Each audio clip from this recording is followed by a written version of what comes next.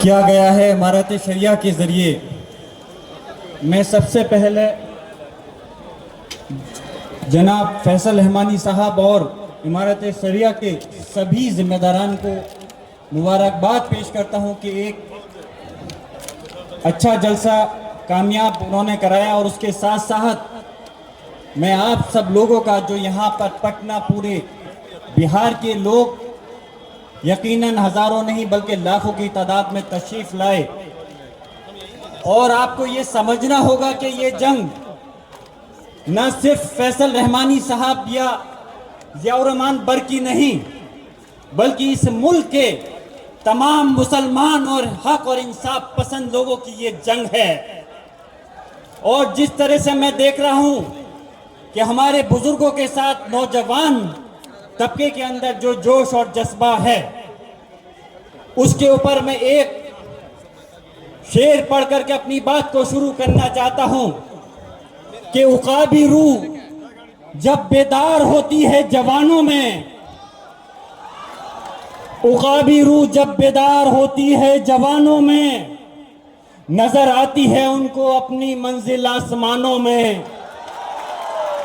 नहीं तेरा नशेमन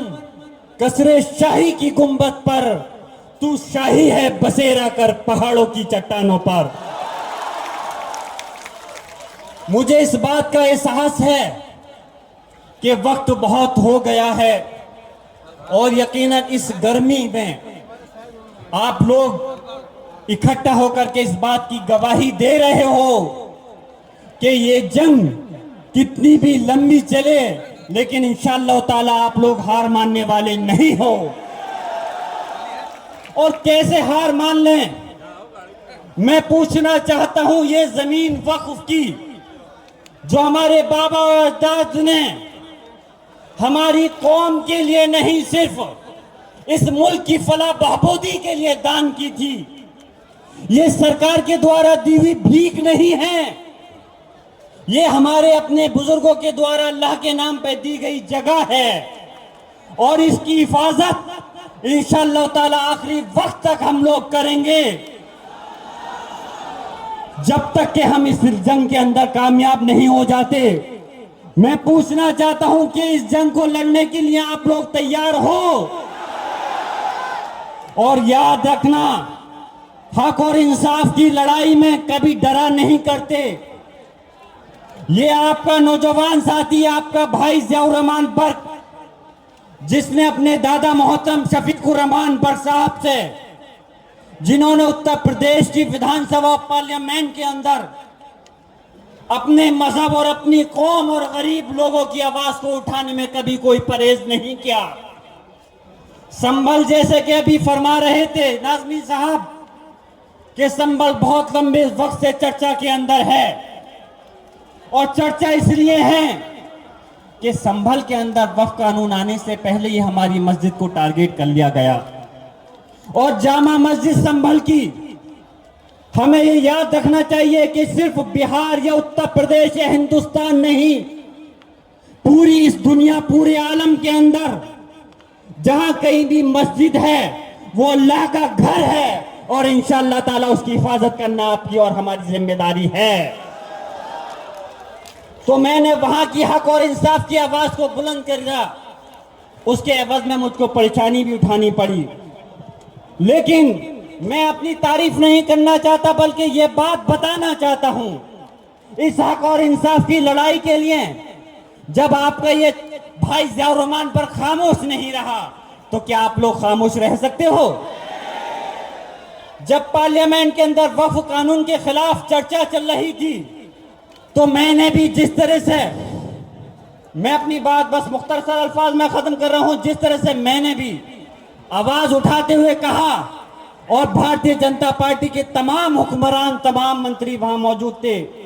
मैंने कहा था इस हिंदुस्तान का मुसलमान इस देश का गुलाम नहीं बल्कि मालिक है, और हम अपने हक और इंसाफ की लड़ाई को लड़कर रहेंगे।